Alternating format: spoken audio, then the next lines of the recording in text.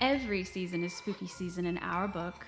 So settle in and prepare to be shook. You are listening to Shook, a comedic podcast about all things paranormal and unexplained. Hey friends, I'm Amanda. And I'm Sannah. We don't have fun facts this week.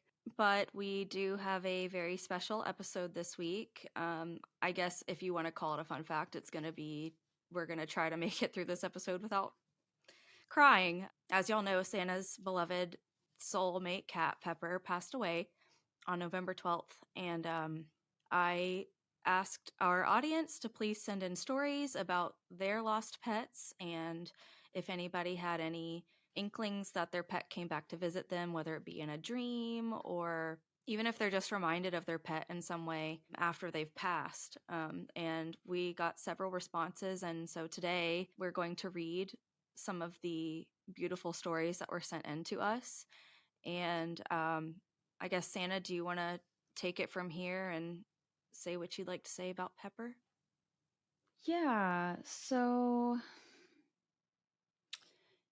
yeah.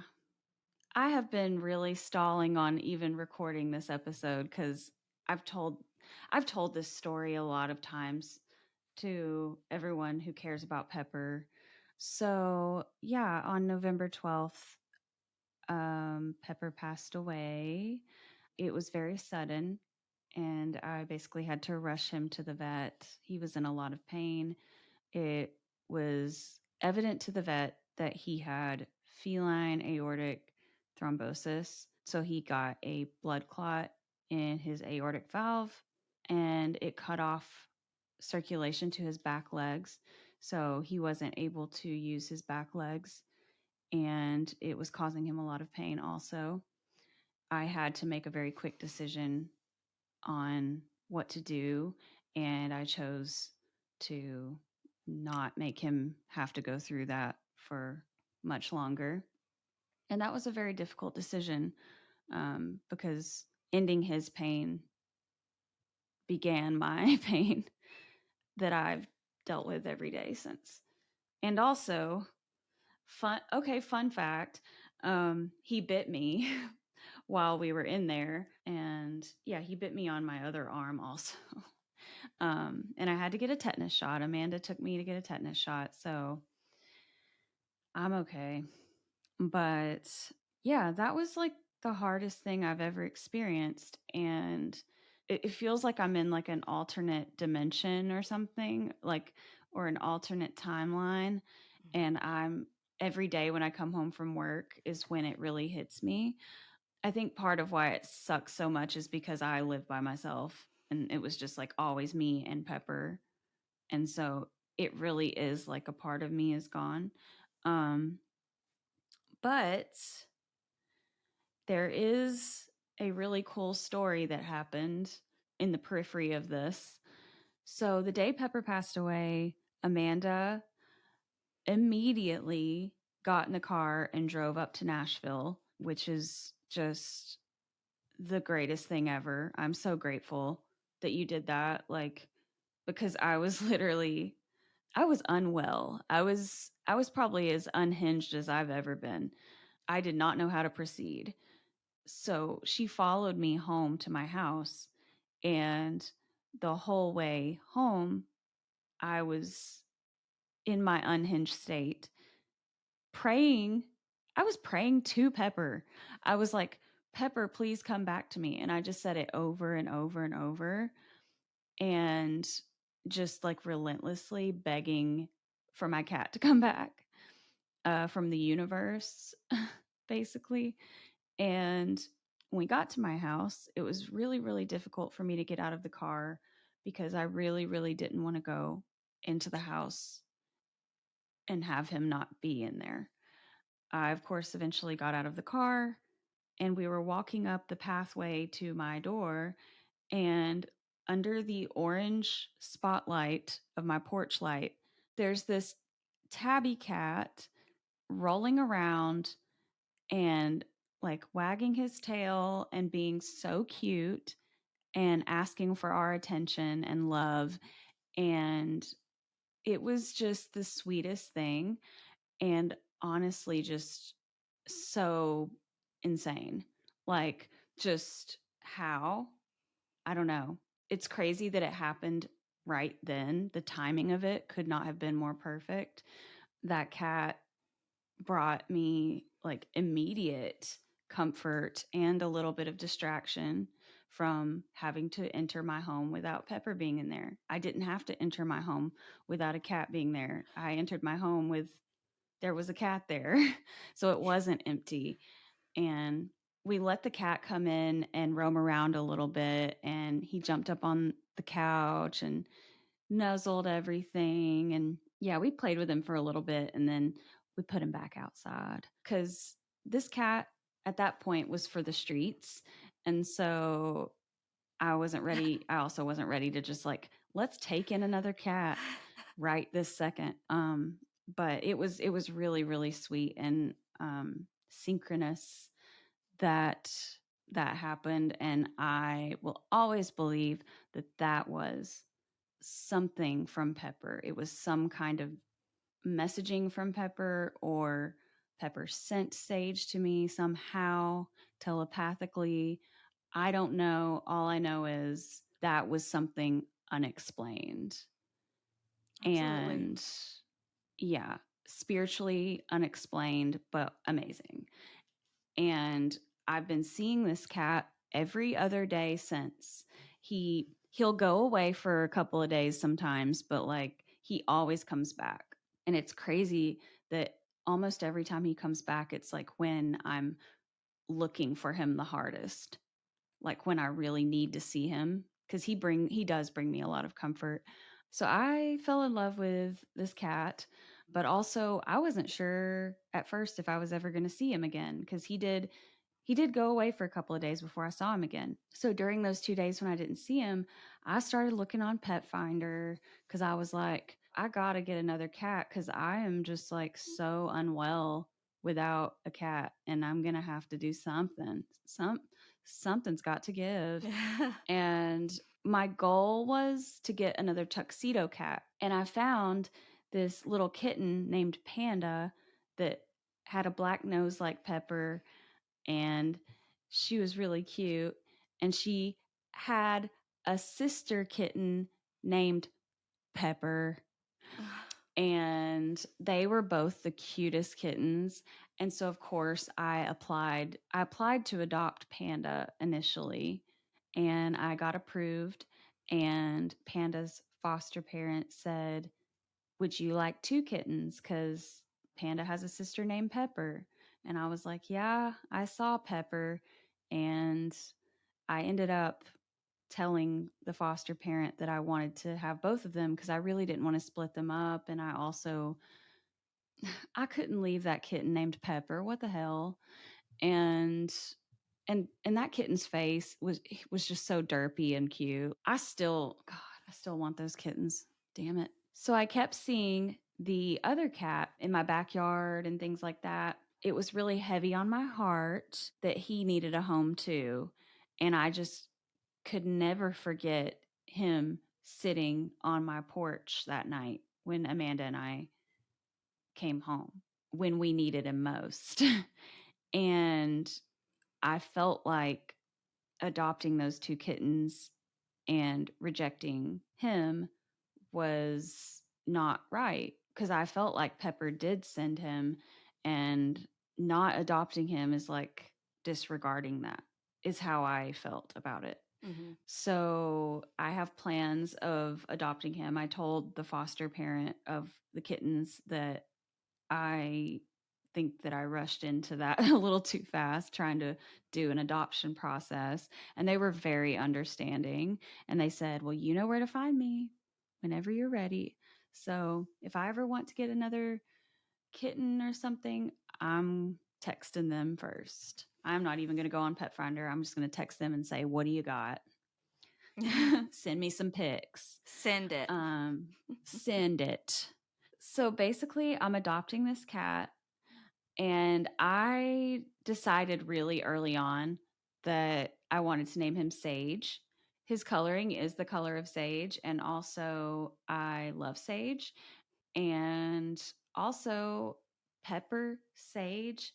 We're keeping it in the kitchen cooking supplies family. And this cat on my shirt is not sage, but it might as well be because this is exactly what he looks like the Mm-hmm. pink nose, all of this, the eyes, like this is sage. I don't know. This is crazy. And I dug this shirt out of like the bottom of my dresser drawer because I forgot about it because I was like, what am I going to wear today? And then I remembered I had this weird cat shirt that my friend Sonata got me a long time ago. And also for those watching, this cat on this shirt is wearing a t-shirt that also has a cat on it. It's so cute. So Catception. So Sage came back today actually, and I was going to go get him some kitty litter and a cat bed and let him like stay. But like I left to go to Walmart and then I had like an altercation in the parking lot and I said, just forget it. And I came back. So I did not get the kitty litter or the cat bed. And Sage was also not there when I got back. So, but I told him, I was like, stay here. I'll be right back because the Walmart's right by my house. And yeah, so I'm hoping I'll see Sage tomorrow. I probably will. First and foremost, Santa, I can't put into words how utterly shocking and magical it was. I stopped in my tracks when we got to your house. I could not believe my eyes, and I didn't know if you saw him at first. I was behind you when I looked up and I said, You pointed him out to me. I did? I don't even Hmm. remember. I was just in awe. And I was like sobbing and not paying attention. it was the most beautiful thing I've ever seen. And I know you've told the story a billion times and you're probably like numb to it because you've been through it. But me thinking about that night, I still just get chills Yeah, because, I do too. and when, I know what it's like to lose a cat, a soulmate cat, and it's like the worst pain in the world. And I felt It that is. pain with you. And seeing Sage was just the first thing I thought was, oh my God, someone's listening. Pepper literally sent this cat. The fact that you kept going back out asking for Sage to come back, and he did, like in your time of Hmm. need, to me, that's the most beautiful thing. And I'm sorry I'm really nasally. I'm getting over a sinus infection, and I've been crying all day reading everybody's stories. And for another reason, too, Santa, I made something for you, and I'm going to send that to you now. You'll need to have your volume on for this. And I hope you like it. Well, you don't know me, but I know you. Oh my god. And I thought No, the rolling. The I rolling know, it cut around that way part. automatically. Oh. That song is trending, and I know It is, yeah. it's not about that, but people are taking the song out of context, and I think it's a very beautiful song.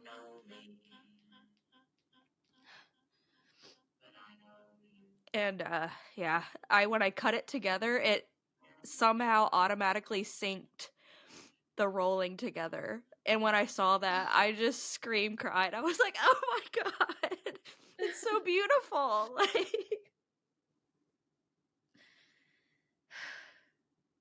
Thank you. That was really cute.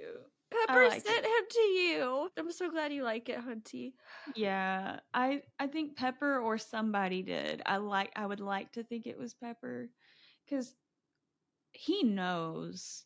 He just knows how much like I needed him Yeah. God, and Pepper, someone.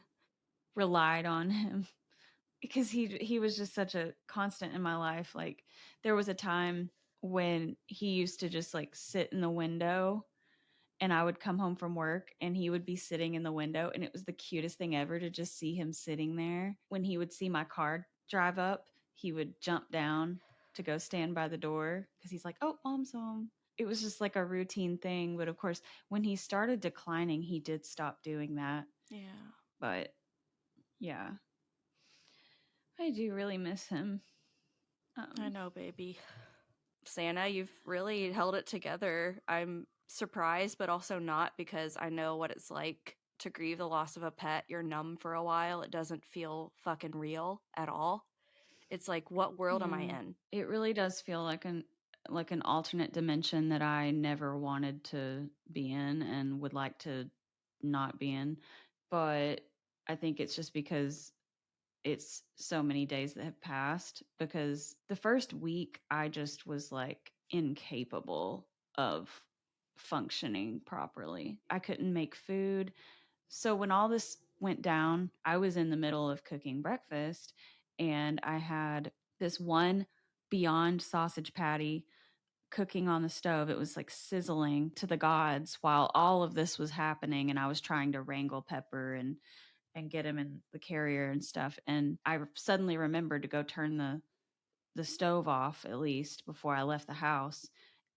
I'm telling you, I left that sausage in the pan on the stove for I don't know how long. It was definitely over a week that I left it that way. And then Danielle, bless her heart, she came over one day before I had to go to work and she started just cleaning my house. After I had to leave for work, she stayed and she washed all of Pepper's blankets because I emotionally could not do that. And she folded them up for me. She cleaned the kitchen completely because I just couldn't throw that fucking sausage away. I couldn't move his medicines from where they were sitting on the table. Like I just couldn't move anything. And there was a dining room chair that was kind of in the window facing the backyard that he liked to sit in, and I couldn't move that chair back to the table. Like I just couldn't move anything out of its last position. So Mm-hmm. she just did all of that for me. And when I came home, she'd made this cute little shrine to Pepper in the front window that he liked to sit in all the time. She put like some crystals there and some of his favorite toys and his little crocheted hat that the neighbor made for him. Mm. And it was really sweet.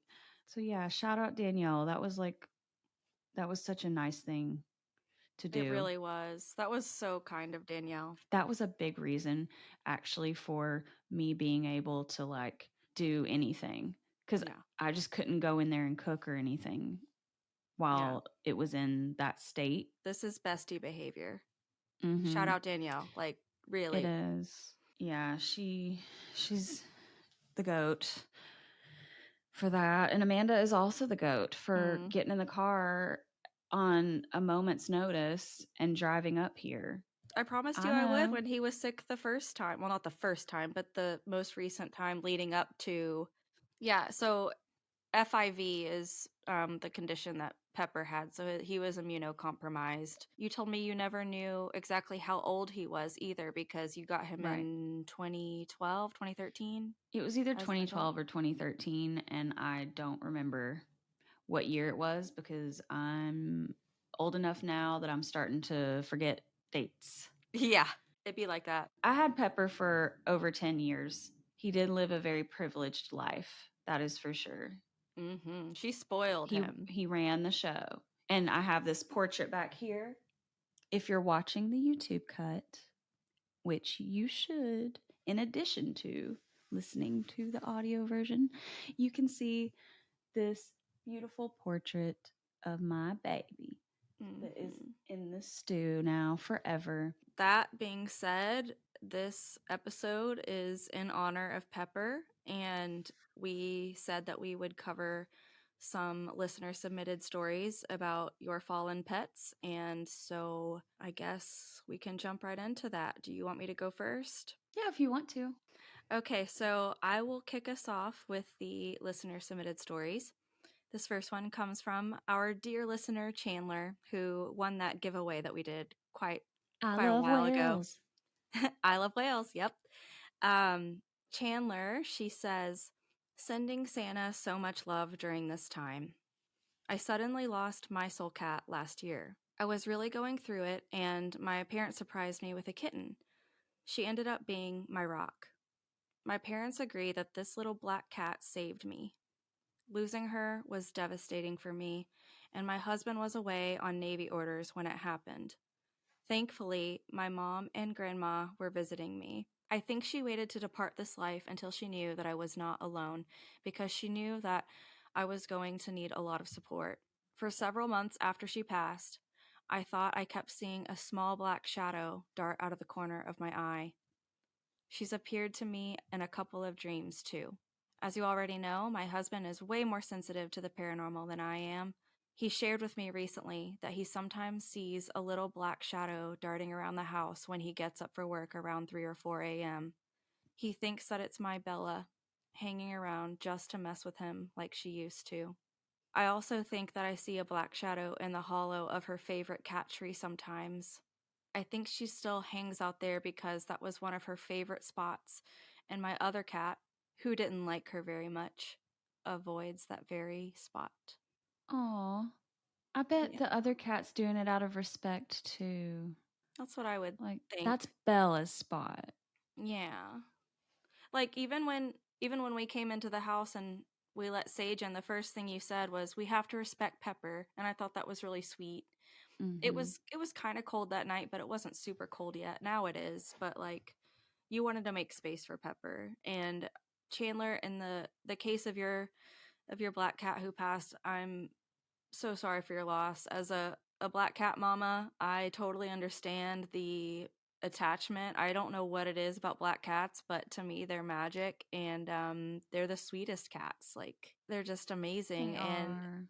I love that Bella was her name. I used to have a tabby cat named Bellamy, who I named after Matthew Bellamy, the lead singer of Muse, my favorite band. I ended up having to move back in with my parents at some point in my 20s. And when I left, when I moved out again, I let my mom and dad hold on to Bellamy, and we called her Baby Bells. And my mom was very, very, very attached to her, and we lost her suddenly way too soon. I'm losing track of time. She passed, I want to say, a year or two ago, and my mom also had to get another cat just to keep from falling apart, understandably so. And so she adopted another tabby who she named Nora Grace, and she's really sweet. And so, yeah, like that being said, there's no shame in getting another pet. Chandler, thank you for sending that in. We're so sorry for your loss. Sannah, do you want to go next? Okay. This next story is from Alyssa. She said, "You requested passed on pet stories. This is something I find comforting that would happen on occasion.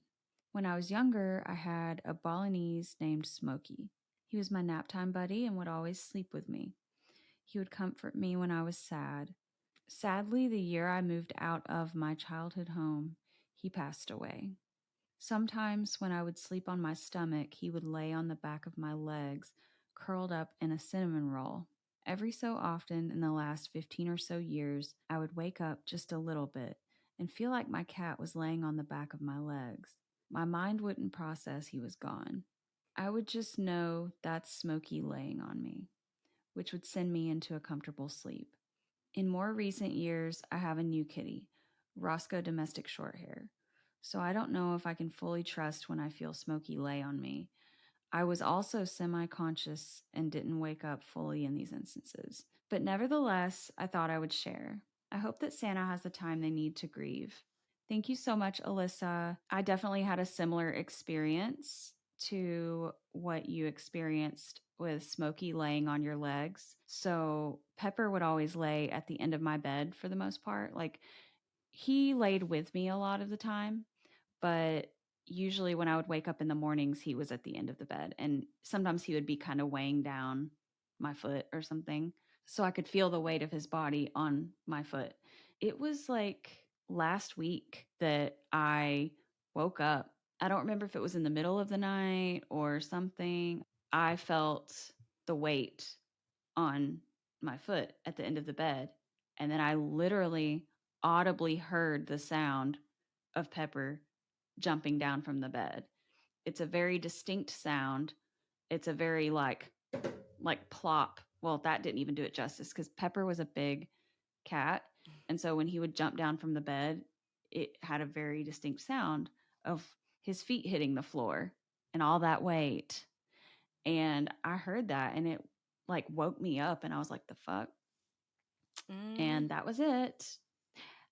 So I haven't experienced that happening again, but yeah, I definitely had it happen that one time and I was like, whoa. And it didn't scare me, which is great.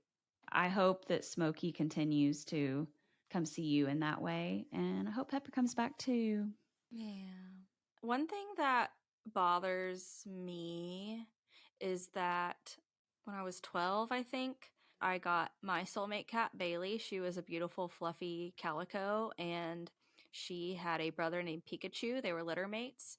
He was an orange and white tabby, and both of them were the sweetest cats ever. And Bailey had a scare about a year before she actually passed. She seemed to be going into kidney failure, and it like destroyed me. I had to go out of town, and I was expecting that when I got back, my mom, who was watching her, would tell me that she was passed. And she survived and she thrived for another year. But then my sister Emily's cat, Pikachu, Bailey's best friend, like they always snuggled together, he passed. It was devastating. And Bailey, I could tell, was completely lost without him. The other cats we had in the house had also passed. And so she was completely alone as far as, the feline part of the family. And she died, I want to say, a month later. She just was heartbroken. And if I remember correctly, Emily may have had some visitations from Pika, but I don't think I've ever gotten one from Bailey. And I really wish that I could have one. But I truly believe that Pikachu came and got her and told her it was time to go. And that was like the hardest day ever. And I wish I had done the right thing that you did. I did have to put her down, but I feel like I was a coward because I didn't stay.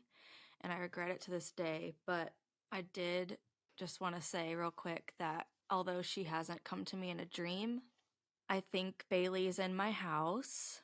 And you guys might think this is crazy, but I think she is Bender. When I saw Bender on the Mostly Mutts website, I said, that is my cat.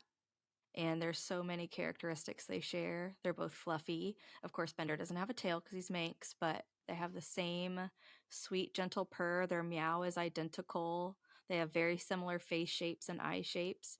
And Fry, he reminds me of Bellamy, but Bellamy was still living when we got him. So that's my personal belief that keeps me going about Bailey. And for you, Sannah, I think Sage was sent by Pepper. Definitely. Um, I've got another story that comes from our friend April, and this story is about her dachshund who passed, Leroy Brown. April says, on May 2nd of this year, I said goodbye to my best friend of nearly 13 years, unexpectedly, Mr. Leroy Brown. This dog was my constant companion and soulmate. A few nights following his passing, I had what I have to say is the most vivid dream that I've ever had in my life. Leroy always slept in bed with me, and he was a wiener dog. Anyone who owns one will know that this breed loves to burrow in the blankets. In the dream, I was in bed sleeping when I felt movement under the covers. I pulled the blankets back, and he was there. Leroy, you're back! You're back! I yelled. Leroy's graying muzzle was gone. The milky shadows in his eyes had faded, and he was young again. I held him and smothered my face in his fur. I remember so clearly being able to smell his scent. He bound up, gave a shake, and ran off. I woke up heartbroken again. On the 3-month anniversary of his death, my 3-year-old, out of the blue, mentioned, I saw Bubba, which is what she called him, last night. She told me that Leroy was in her room to check on her and went back to heaven. I swear I heard him sneeze and bark in the house and his little click clicks on the floor. My daughter continues to mention that Leroy checks on her during the night. Is it just all the grief playing tricks on me? Or is it that actually Leroy is still with us? I sure hope it's still him. Thanks, ladies. Much love to you both. Aw. Damn. I think Leroy and all of our other pets that are up in heaven or the afterlife, wherever you believe, animals go. I think they are their peak selves. And I think that whatever we perceive to be our peak selves, hopefully that's what we transcend into when we die. Aging is a blessing, but it's also a very painful process for all living Yeah, things. And it so, is. yeah, all of these stories have made me cry throughout the day as I've read them, but that one, for some reason, like that one part, like just gets me. But, anyways, April, I'm so sorry for your loss. I know Leroy is very important to you. He's like the cutest little thing. I've seen him on her Instagram, and he really was adorable. My friend Brooke has two dachshunds, and they are adorable. And I think if I ever get another dog, I want to get a dachshund. They are so cute. I had two dachshunds when I was a kid. When my mom and my stepdad got married and we moved to Chattanooga, he had two dachshunds named Oscar and Bandit. And they were two best friends that anyone could have, Mm. and or whatever. And Bandit got hit by a car, and then Oh. Oscar went blind.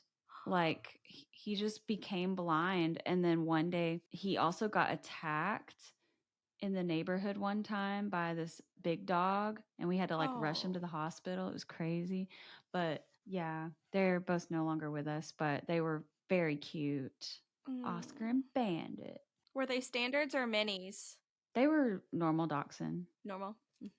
Hmm. I definitely wish that Pepper would present himself in a dream or something like that. That would be really cool. Like most of the time, my dreams are really scary and nightmarish, and it's like I'm in Yeah. the fucking back rooms trying to escape or something.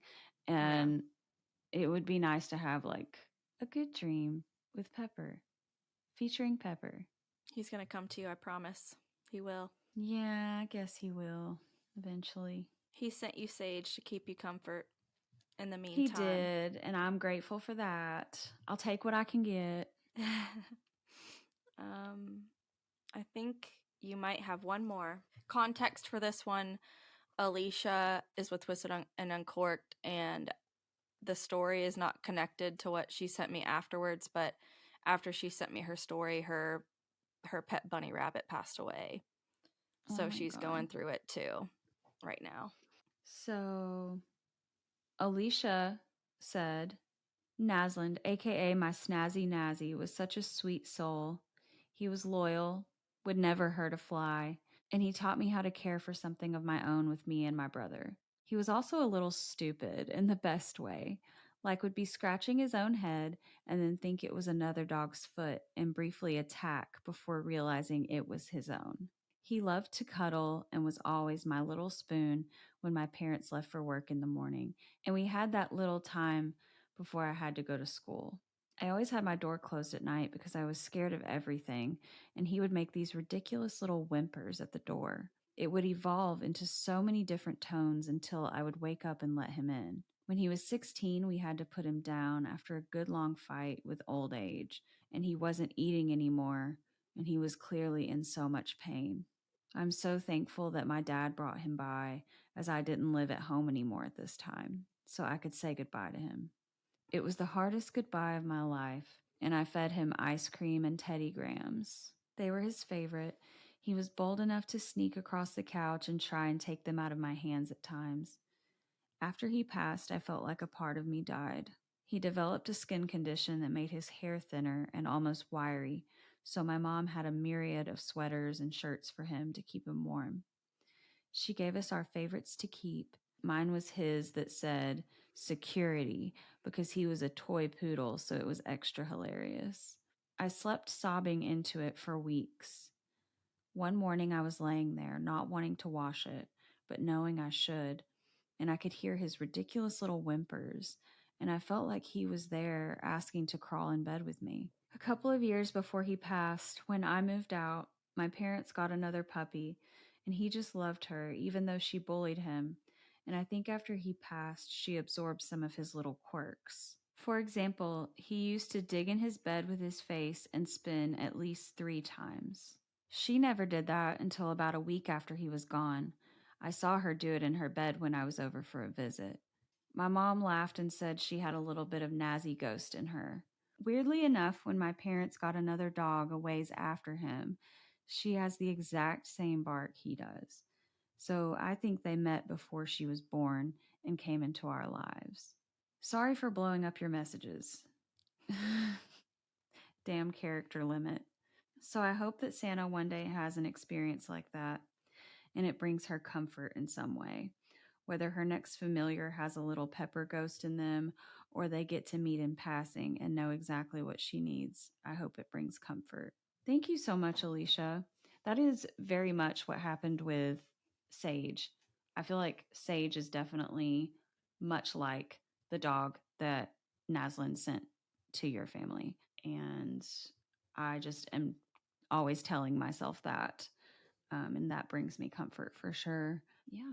Thank you so much. And Alicia, too, just lost a pet bunny rabbit. After she sent that story, she let me know her bunny rabbit died. And it was the cutest little bunny. We're sorry, Alicia. I'm sorry, Alicia. I want to see it. Send it. Everybody that sent stories in, thank you so much. If we didn't get to read your story, we are so sorry. We just were on a little bit of a time crunch today, but we did read all of your messages and they really mean a lot. So thank you. Also, anyone we didn't get to today, we could definitely include in a Shook Stories episode, possibly. Absolutely. Did you notice this Christmas mug with the black and white cat? Oh no, I love that. It's cute. I'm wearing my pepper bracelet. Me too. We made pepper friendship bracelets, which join the Patreon and you can get you one. Yes. I can get you one if you want one. Yeah. Just tell us.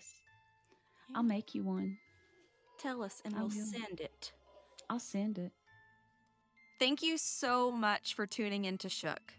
New episodes of Shook drop every other Wednesday on Apple Podcasts and Spotify, soon to be wherever you find your podcasts. Check out our show notes for more information on this week's episode, our social links, and more. Until next time, stay shook. Hey, do you have a personal paranormal encounter that you'd like to share with us? Visit our website, shookpodcast.com, to fill out our contact form. Or you can send us an email at shookparanormalpod@gmail.com.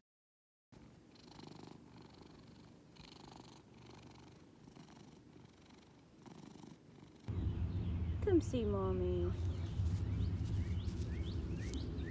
Do you have anything to say for the camera? Have you ever been sort of like shackled or? And I love my nephew. Like to me that sounds so cool. Okay.